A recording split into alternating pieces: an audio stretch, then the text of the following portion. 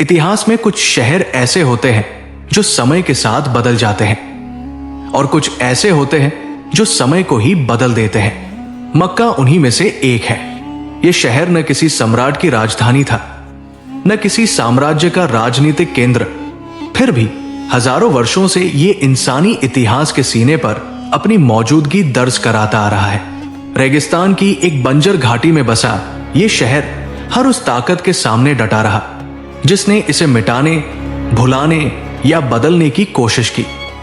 मक्का का इतिहास दरअसल हार न मानने का इतिहास है। इस्लामी परंपराओं के अनुसार जब धरती बनाई गई तो सबसे पहला स्थान जो उभरा वही मक्का था। यही वो जगह थी जहां अल्लाह की इबादत के लिए पहला घर कायम किया गया, जिसे आगे चलकर खाना काबा कहा गया। समय बीता, इंसान बढ़े और फिर नूह अलैहिस्सलाम के दौर का महान तूफान आया। पूरी दुनिया बदल गई, लेकिन काबा की नींव मिट नहीं सकी। वो जमीन के भीतर छुप गई, जैसे आने वाले दौर का इंतजार कर रही हो। सदियों बाद वही वीरान घाटी एक बार फिर अल्लाह की योजना का केंद्र बनी। हजरत इब्राहिम अलैहिस्सलाम को हुक्म मिला कि वे अपनी पत्नी हाजरा और मासूम बेटे इस्माइल को यहां छोड़ दे। यह फैसला इंसानी अक्ल से परे था। न पानी, न आबादी, न सहारा, लेकिन यही वो बगावत थी हालात के खिलाफ जिसने मक्का को अमर बना दिया। जब प्यास से बच्चे की हालत बिगड़ी और हाजरा सफा और मरवा के बीच दौड़ी तो जमीन से जमजम का पानी फूट पड़ा। यह केवल पानी नहीं था, यह पैगाम था कि यह घाटी कभी उजड़ नहीं सकती। जब इस्माइल अलैहिस्सलाम बड़े हुए तो अल्लाह ने इब्राहिम और इस्माइल को मिलकर काबा को दोबारा बनाने का आदेश दिया।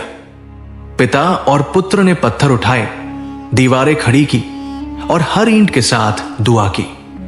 यह काबा का दूसरा निर्माण था, न ताकत के दम पर, न दौलत से, बल्कि यकीन और सब्र से। यह इमारत छोटी थी, लेकिन इसका मकसद इतना बड़ा था कि पूरी इंसानियत को एक दिशा दे सके। वक्त आगे बढ़ा और मक्का अरब का केंद्र बन गया। कबीले बदले, कारवा आए और तौहीद की जगह धीरे धीरे बुतों ने ले ली।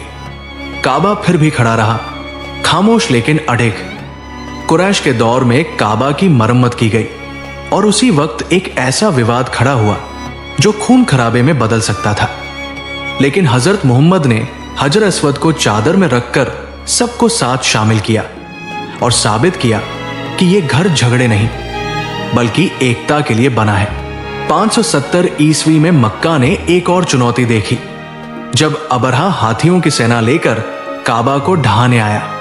ताकत, हथियार और घमंड सब साथ थे, लेकिन फिर भी वो हार गया। आसमान से आए अबाबिलों ने साबित कर दिया कि यह घर किसी इंसानी ताकत से नहीं बल्कि अल्लाह की हिफाजत से खड़ा है। उसी साल मक्का में आखिरी नबी का जन्म हुआ, जिसने इस शहर की किस्मत हमेशा के लिए बदल दी। जब नबी ने तौहीद का पैगाम दिया तो मक्का ने सबसे सख्त विरोध देखा। जुल्म हुआ, बहिष्कार हुआ, लेकिन इस शहर की मिट्टी ने हार मानने से इनकार कर दिया। आखिरकार 8 हिजरी में मक्का फतह हुआ, बिना बदले, बिना कत्लेआम के। काबा से 360 बुत हटाए गए और वो फिर से उसी मकसद के लिए खड़ा हुआ जिसके लिए बनाया गया था। यह काबा का सबसे निर्णायक पुनर्जन्म था। इतिहास गवाह है कि काबा कई बार बनाया और सुधारा गया। इब्राहिम अलैहिस्सलाम के बाद कुरैश, फिर अब्दुल्लाह बिन जुबैर, उसके बाद उमवी, अब्बासी और उस्मानी दौर, और अंत में सऊदी शासन में इसका विशाल विस्तार हुआ। लेकिन हर बार एक बात नहीं बदली, इसकी रूह। काबा गिरा नहीं, झुका नहीं और न ही किसी दौर की जुल्मत में गुम हुआ। आज मक्का आधुनिकता की ऊंची इमारतों से घिरा है, लेकिन इसके बीच खड़ा काबा अब भी वही पैगाम देता है कि सच को मिटाया नहीं जा सकता। यह शहर हर उस ताकत के खिलाफ खड़ा रहा जिसने इसे मिटाने की कोशिश की, और आज भी करोड़ों दिलों की धड़कन बना हुआ है। मक्का का इतिहास हमें सिखाता है कि जो अल्लाह के लिए खड़ा होता है उसे कोई समय गिरा नहीं सकता।